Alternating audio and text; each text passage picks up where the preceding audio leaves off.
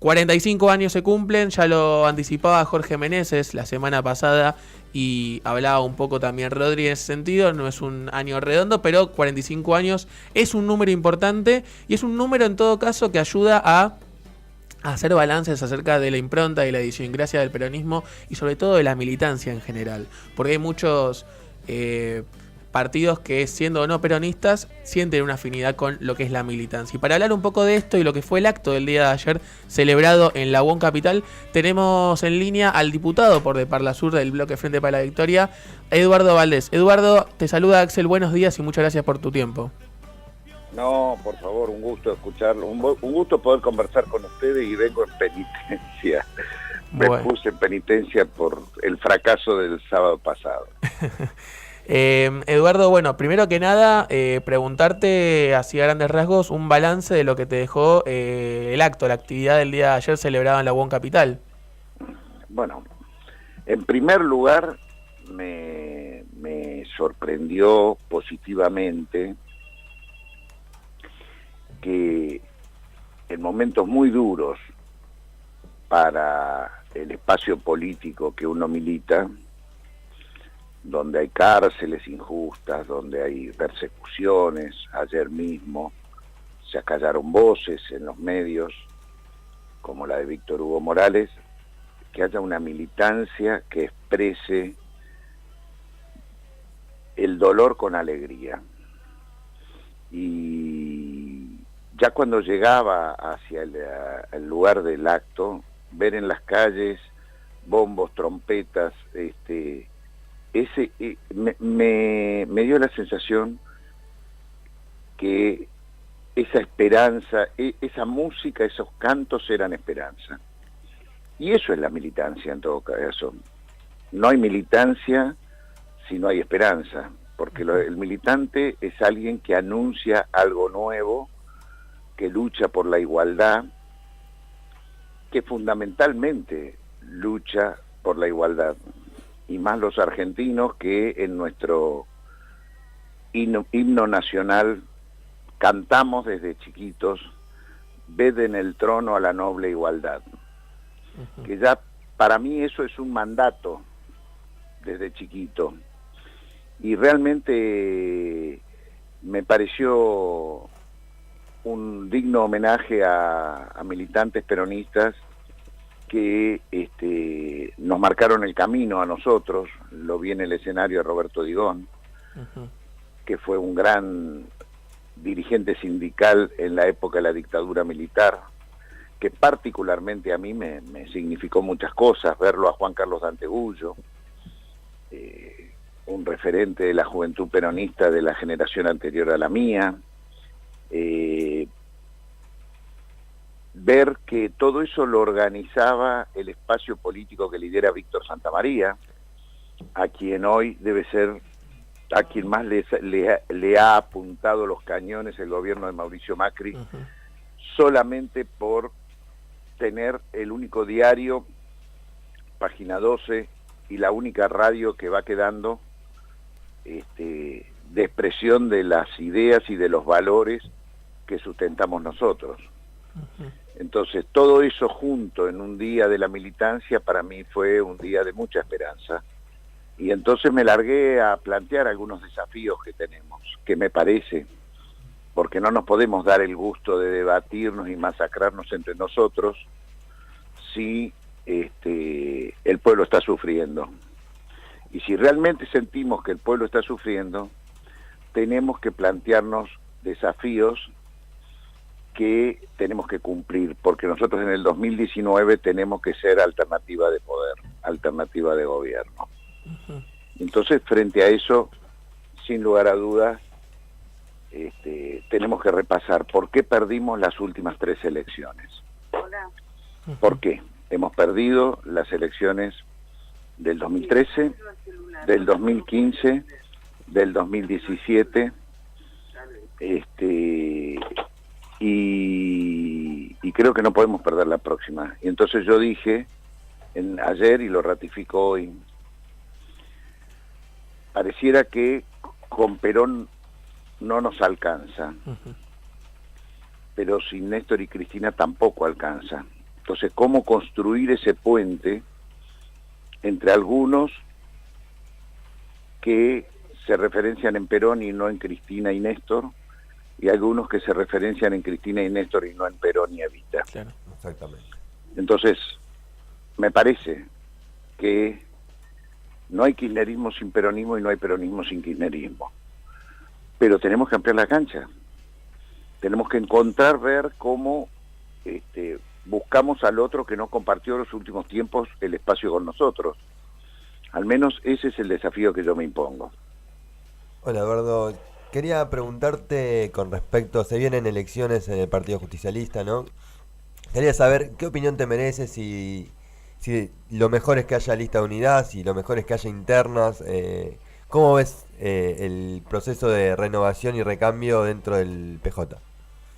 Que quienes deben encabezar el proceso de conducción del Partido Justicialista deben ser dirigentes que dialoguen con la sociedad.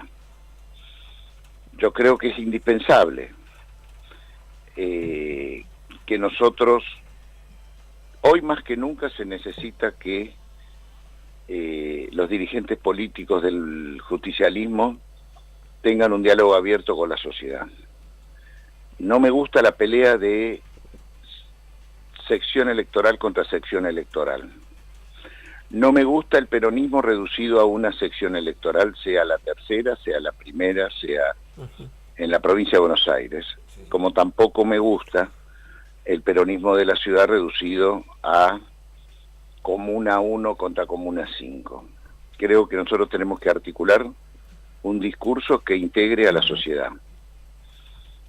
Orgullosamente nosotros representamos a los más humildes de la Argentina, pero para articular es necesario expresar a los sectores medios, a los sectores más postergados, y ahí es donde estamos fallando. Cómo construir una alternativa de poder que englobe a sectores sociales más allá de los más vulnerables.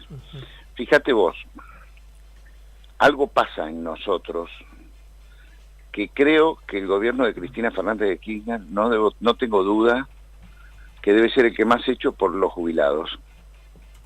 Desde la moratoria jubilatoria hasta la asignación universal por hijo. Sí. Sin embargo, la tercera edad no nos votó en la última elección.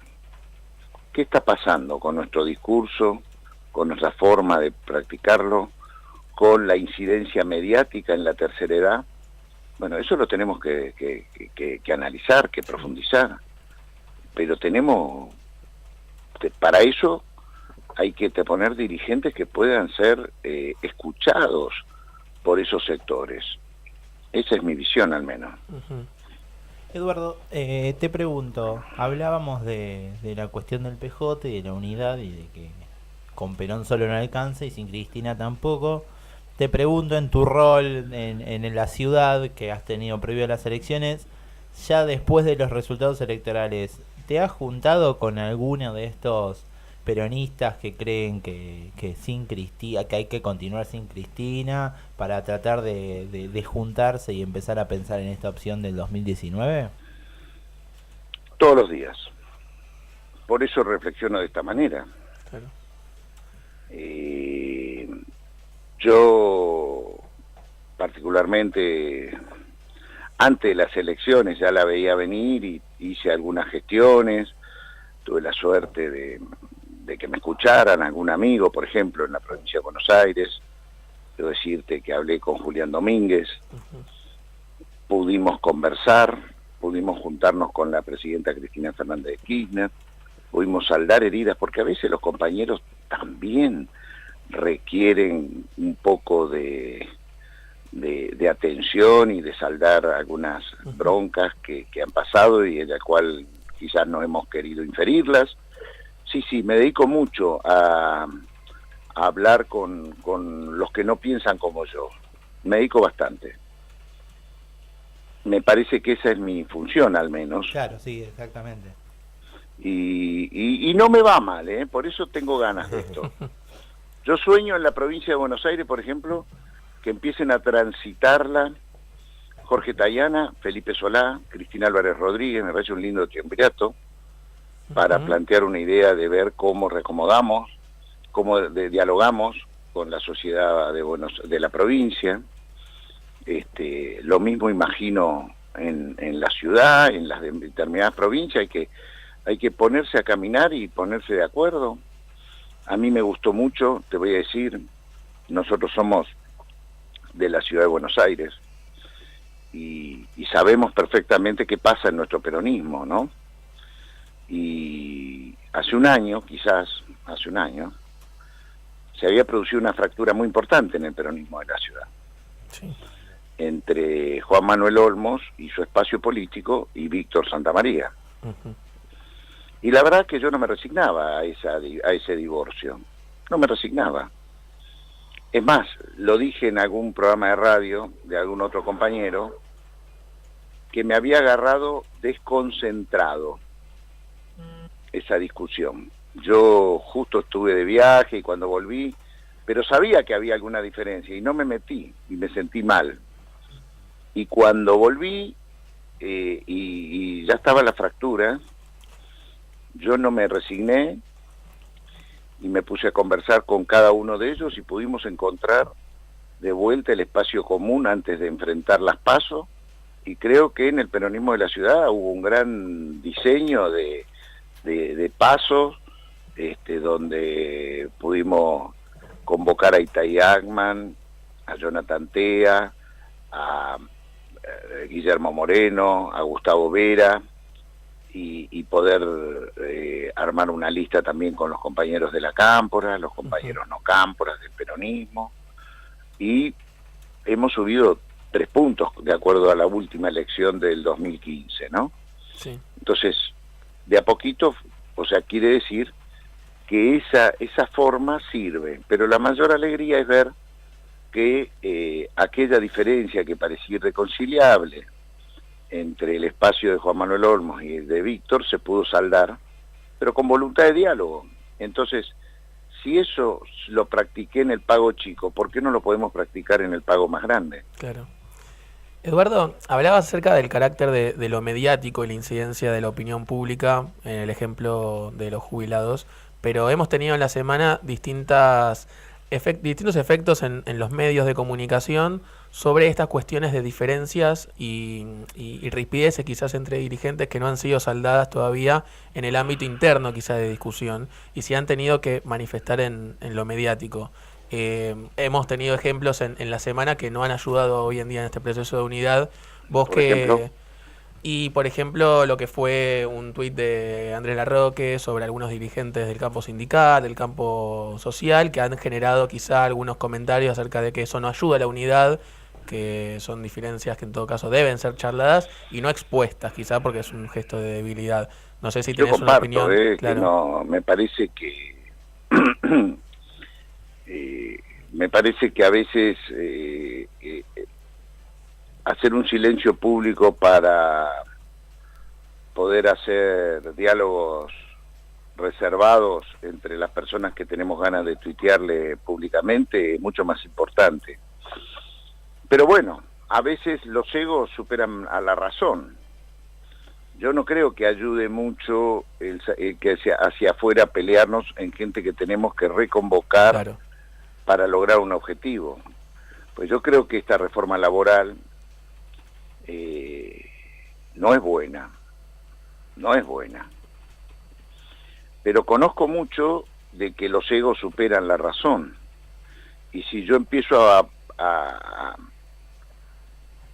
insultar en público, después no pidas que yo pueda dialogar en privado. Claro. Y creo que hay tiempo de poder dialogar en privado para después hacerlo público. No es bueno lo que está pasando con esta ley, fíjate, con los antecedentes que tenemos nosotros de la última reforma laboral del año 2000. La famosa ley de flexibilización laboral o la ley Banelco, ¿no? Sí. La verdad, que se haya adelantado esta ley iba a ser tratada después que asumieran los próximos senadores, los Sí. próximos diputados, y de la noche a la mañana, hace 3 días, dice, acordó la CGT, o el triunvirato de la CGT, en la sociedad rural, en un encuentro con Macri y con el ministro Triaca. Ujú. Qué feo lugar para los peronistas acordar en ese lugar. Pero, a su vez dicen que la van a tratar, cambian la fecha y la quieren tratar urgente en esta semana, empezar el tratamiento, En sesión la extraordinaria. semana que empieza, para sancionarla antes del 10 de diciembre. Algunos agregan, antes que asuma Cristina Fernández de Kirchner. Sí. La verdad, yo primero que nada, soy un hombre que valora la institucionalidad democrática. Y no me gustaría que se manche de vuelta la institucionalidad democrática por hacer todos a las corridas, como pasó en aquel año 2000, solamente porque no quieren que esté tal o cual senador en el recinto. Creo que una ley de esta envergadura tiene que tener el tiempo de discusión y lo digo por la preservación de los propios senadores. Tenemos antecedentes más que suficientes para decir que esto no se puede hacer a las corridas. Estamos discutiendo nada más y nada menos que los derechos laborales. Entonces, llamo a la reflexión, muchachos, llamo a la reflexión y hagamos las cosas como se tienen que hacer si es que no tenemos nada que esconder. Claro.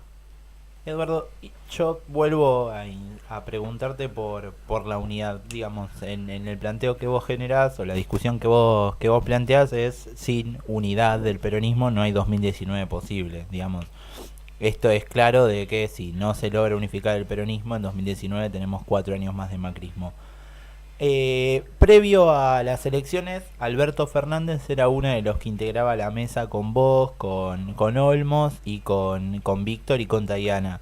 ¿Hay posibilidades o ya se está reanudando esa mesa que hubo en algún momento de cara a lo que viene? ¿Con Alberto integrado? ¿O es difícil? Es que no, con Alberto, por supuesto, y con muchos más. Yo sueño una mesa con Alberto Fernández, con Rafael Bielsa, con Gustavo Vélez, con muchos compañeros con los cuales yo hablo y mucho. Estos dos quizás son con los que más hablo de hace muchísimo tiempo. Son amigos personales míos, amigos de la vida, amigos de familia. Solemos cenar en mi cueva, en mi casa. Digo mi cueva, un lugar que yo tengo ahí de algunos recuerdos peronistas, pero de visitarnos cada 15 días y de hablar por teléfono 2 veces por semana. Por supuesto, yo quiero ampliar la cancha, no tengas ninguna duda. Ginés González García, ¿qué pasa con esos compañeros que son referencia de la gran política que hicieron en su momento, de ética, y que acompañan nuestras ideas y los tenemos como postergados? Por supuesto que sí, por supuesto que sí. Yo creo que es posible, yo me tengo mucha fe. Me tengo fe que es posible, tenemos que serenar las pasiones, encontrarnos cara a cara, ¿viste? Cuando uno está en un diálogo en un diálogo tranquilo, cerrado, no te haces el piola de hacer chicanas. Y ves que te une, o sea, el tema es cómo te parás frente al otro. Buscás qué es lo que te une o qué es lo que te divide. Eso lo aprendí de Roma, ¿viste? Eso lo aprendí del hombre de allá, que un día me enseñó una cosa muy linda. Estábamos hablando de cómo, vos sabés que yo llego a Roma y tengo la suerte que a las 24 horas que llego, el Papa anuncia que va a mediar entre Cuba y Estados Unidos. Esa mediación me la comí toda, me la vi toda. Y un día él me dijo, no se trata de que la Iglesia esté sentada en las mesas de negociación, en todas las mesas de negociación. Se trata de poder sentar en una mesa a las partes enfrentadas. Y eso es lo que hay que hacer. Y a eso me comprometo y de eso aprendí. Aprendí porque lo vi, porque participé, porque me enseñaron. Te cuento la última que yo vi que hizo el hombre, para que veamos que es posible. ¿Se acuerdan que hace 1 año y medio? No sé si tienen tiempo, pero me voy a ir. Podemos hablar todo lo que quieras. Por favor. ¿Se acuerdan que hace 1 año y medio se perdió el referéndum por la paz en Colombia? Sí. Sí, me acuerdo. Y la verdad que ahí Francisco decidió ponerse el proceso de paz de Colombia al hombro desde ese mismo día, porque nadie lo preveía que iba a perder. Y restauró en el honor al presidente Santos. Quizás algún emisario vaticano habrá hablado en el Nobel para que le dieran el Nobel a Santos después de haber perdido ese referéndum. Quizás, no tengo la información precisa. Pero una vez restaurado el honor, Francisco lo habló a Uribe, que es el expresidente de Colombia y que había sido el líder de el no a la paz. Exactamente. Y que a su vez no se hablaba con Santos de hacía 4 años. Y logró sentarlos a los dos en el Vaticano y retomar y relanzar el proceso de paz e inclusive ampliarlo, porque hasta el referéndum solo estaba el acuerdo entre la FARC, las Fuerzas Armadas Revolucionarias de Colombia, y el Estado colombiano. Después de este relanzamiento se incluye al Ejército de Liberación Nacional. Entonces, y eso corona el día que Francisco va a Colombia, termina de consolidarse el proceso de paz. Entonces, si eso es posible, pero tenemos que entender cuál es la zanahoria, cuál es lo que nos puede unir a los actores enfrentados, ¿me entendés? Y sobre eso uno aprendió a trabajar y creo que es lo que me toca hacer a mí en este tiempo. Pero te voy a decir una cosa, si tienen 2 minutos. Sí. Por favor. Tenemos que rever y repensar nosotros también en la historia. Vos sabés que yo leí un libro que recomiendo, se llama Urquiza, que lo hizo Hernán Brienza, el autor es Hernán Brienza, que allí habla de que los unitarios, estudia, ¿no?, él, que los unitarios nunca quisieron pactar con los federales una convivencia política y social. Y pone ejemplos. Quizás Urquiza es la máxima expresión, porque Urquiza era federal, lo traiciona a Rosa, pero una vez que él gana la batalla de Caseros, es el primero que dice ni vencedores ni vencidos. Basta que dijo eso que se lo llevó puesto Bartolomé Mitre en la batalla de Pavón, ¿no? Sí. Lonardi derroca a Perón y dice ni vencedores ni vencidos, Sí. y se lo lleva puesto, a 2 meses duró la presidencia de Sí, Lonardi. nada. Fíjense cómo no hay ninguna voluntad de convivencia política y social. Y es más, cuando Mitre derrota a Urquiza, los unitarios hacen una constitución unitaria y conforman un país unitario. La institucionalización de la Argentina y esa generación del 80 que tanto vanaglorian, consolidó un país unitario, de eso no hay duda. Sí. Bueno, pero también nosotros cometimos errores.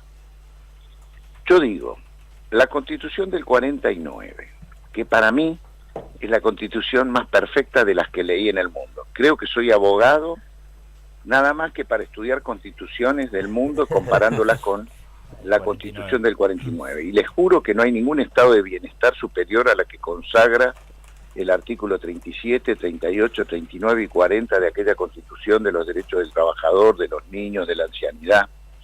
Ojalá hasta el día de hoy tuviera esa tendríamos esas normas con rango constitucional, a ver si avanzaban estas reformas. Pero cometimos un error.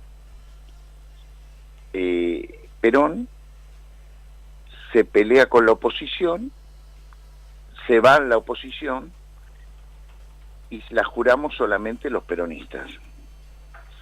Y lo cierto es que nos la derogaron por decreto cuando vino el golpe militar. Pasó lo mismo en el 73. En el 73, Perón se abraza con Balbín. Y la verdad es que fue simplemente un abrazo. Yo discrepo ahí con Julio Bárbaro, que habla del acuerdo, el abrazo Perón-Balbín. ¿Sabes por qué? Porque el abrazo hubiese sido si Perón armaba una fórmula con Balbín. Claro. Nos dejó Isabel y a López Rega. Y no nos fue bien. Y voy con Cristina Fernández de Kirchner. 54%. Una mayoría extraordinaria. ¿Sabes cuánto sacó el segundo en aquel momento? 18%. Hermes Wiener. 18% frente al 54%. La tercera fuerza creo que fue la señora Carrió con 3%. Yo digo, ¿qué había pasado entre el 2007 y el 2011?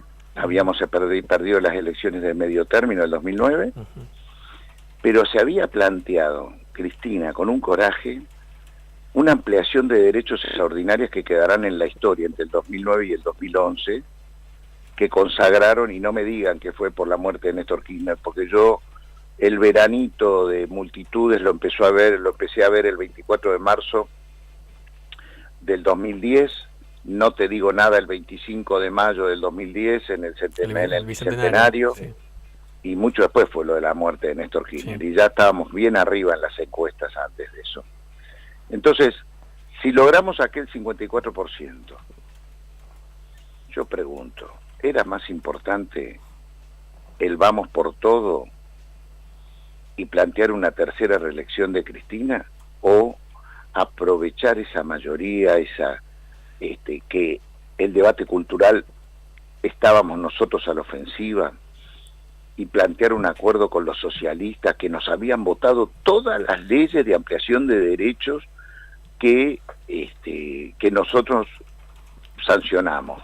Claro. No te cuento, te agrego, aparte de matrimonio igualitario, de todas esas leyes de derechos, aerolíneas, YPF, la votaron ellos.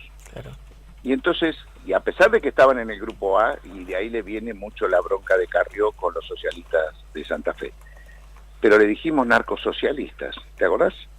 Tal cual. Y la verdad es que yo creo que en lugar del vamos por todo, tendríamos que haber producido un acuerdo político para consagrar en forma constitucional y sin reelección tercera, y hubiésemos la ley de medios y todas las leyes que nos han derogado por decreto, las hubiésemos consolidado. Claro, en vez de un vamos por todo, un vamos con todos. Claro que sí. Sería. Claro que sí. Estas son las cosas que tenemos que repensar. Fíjate vos, en Uruguay, viste que a nosotros siempre cuando hacen los analistas internacionales nos ponen como ejemplo a Chile, ¿no? Como la economía a imitar, la democracia a imitar. Y la verdad es que yo la democracia que quiero imitar es la uruguaya. Que realmente como diputado del Parlasur viajo muy seguido a Montevideo y la verdad que no vi gente pidiendo en las calles limosna. Mirá vos donde yo llego. Vi una sociedad mucho más igualitaria que cualquiera de las sociedades que he visto en esta zona del sur del continente. Y han logrado, hace 21 años, un acuerdo en el Frente Amplio, donde Tabaré, Mujica y todos los compañeros del Frente, con la ciudad de Montevideo incluido, vienen gobernando y no se plantean 3 períodos, ¿viste? Pudieron hacer una transformación institucional. Eso también es una cosa a repensar, si los liderazgos personalistas son condición sine qua non. Fíjate lo que está pasando en Ecuador. Le lograron ganar a la derecha ahí nomás, y ahora se están peleando entre el presidente Lenin y el presidente Correa, el expresidente Correa, del mismo espacio. Están tirando manteca al techo, muchachos, que si no miran lo que pasa en el resto del continente. Esto es lo que nosotros imaginamos, es lo que yo al menos pienso y me repienso todos los días. Tengo quizás una última pregunta, no sé, la verdad que hay un montón de cosas. Te comprometemos a venir un día a tomar un mate acá al programa, si te parece. Pero con mucho Primero que gusto. nada. Porque la verdad es que daría para una hora y media esto. Ayer hubo 4 oradores en ese escenario. Mm. 2 eran vos y María Rosa, y 2 dirigentes que podríamos decir jóvenes del peronismo. Jóvenes, sí, muy bien. ¿Qué te parecieron ellos, Mariana Vieiras y Jorge Meneses? Me gustó Mariana haciendo sus primeras armas, como ella misma lo dijo, con muchas ideas, con ganas de profundizar su militancia política, pero también desde el lugar de la mujer, ¿no? Sí. Y bueno, con Jorge ya es la segunda vez que compartimos una mesa, le tengo gran respeto a la historia de ese grupo, y creo que el año pasado participé de un plenario muy lindo. Yo recién había llegado de Roma, y me invitaron y pudimos reflexionar, y ahí lo escuché a Jorge, y ayer lo vi muy bien. Me parece que hay recambio. Mira, una de las cosas buenas que tenemos es que nosotros tenemos cuadros jóvenes para mostrar, bien formados. En eso también es una cosa muy buena que ha pasado en los últimos 12 años. Ha nacido una nueva generación. Hay peronismo para rato, hay Frente para la Victoria para rato, porque hay jóvenes muy formados, tan formados como los de la década del 70. Bueno. Porque gracias a Dios nosotros estamos, viste, no tenemos medios masivos hegemónicos, pero tenemos medios alternativos muy importantes, que la militancia nuestra las consume y se forma, y estamos muy bien investigados y escritos por quienes se animan a escribir, plumas jóvenes y plumas más viejas. Yo creo que le dedico 3-4 horas al día de leer todo lo que me mandan en estos sitios de WhatsApp, que es una cosa extraordinaria, y que yo aprendo todos los días, reflexiono, escucho y digo, ¿cómo tienen tanto tiempo de escribir? Porque yo solamente con leerlo no me alcanza para escribir. Porque hay compañeros que escriben 2 veces por día terribles notas. Y digo, ¿cómo tienen tiempo esto? Y encima laburan. Hay mucha producción de conocimiento, mucha discusión. Eso es lo bueno Eso de la es muy militancia. bueno, eso es muy bueno. En esta época es lo mejor que nos está pasando.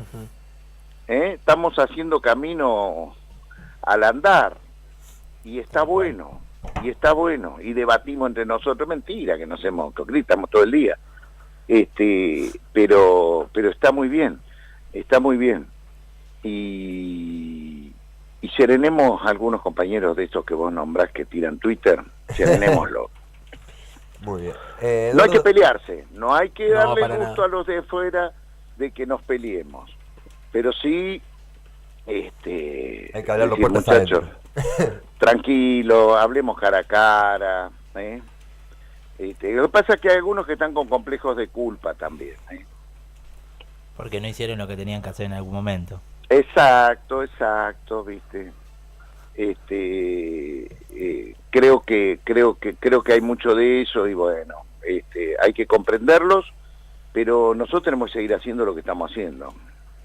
Juntar tronco le denomino yo a esta tarea, ir trayendo tronco por tronco, En ese sentido, esta semana hubo un lanzamiento de una multisectorial con Pablo Moyano como cara visible, pero un montón de actores sociales y políticos. ¿Cómo ves ese espacio? Está bueno, me gustó. Bueno, es una reacción a ese acuerdo que nos enteramos por los medios, ni siquiera lo conocemos al contenido, pero que salió públicamente que había habido acuerdo entre el triunvirato y el gobierno, el triunvirato de la CGT. Y creo que esa fue la reacción que ha habido. Y el lunes me han invitado a un acto en Luján, creo, donde hay un plenario de esa multisectorial, y creo que va a hablar Jorge Tayana, Felipe Solá. Mirá, Y bueno, voy a ir con gusto. Muy bueno. acontecimientos para la unidad, ¿no? Que podemos tener, y creo que con el marco de unidad y de discusión que se está dando es mucho más sencillo.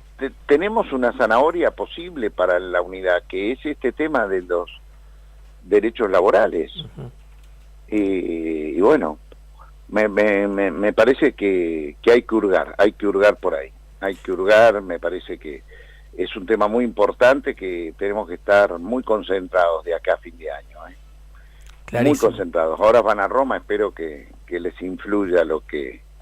Creo que están en el Vaticano ahora los dirigentes sindicales de distintos sectores de la Argentina, y el encuentro del Papa con el Movimiento Obrero Internacional, y sería bueno que lo sigan a Francisco en lo que él piensa del derecho al trabajo como derecho inalienable de la persona humana, condición básica para la dignidad. Clarísimo, Tremendo. clarísimo, y creo que con estas discusiones que planteás y con estos puntos creo que tenemos militancia para rato y cuadros políticos para rato. La verdad que muy clarificadora, muy nutrida la charla, Eduardo, te agradezco tu tiempo y bueno, y quedamos en contacto para una Estoy futura... perdonado por la gaf del sábado pasado. Sí, No, totalmente. Nosotros los católicos, ¿viste? Necesitamos un par de penitencias, unos Padre Nuestro, unas Ave María, bueno. Perfecto. Un abrazo grande, chicos. Muchísimas Abrazo, gracias. gracias, Eduardo. Hasta luego. Gracias. Chao, hasta luego.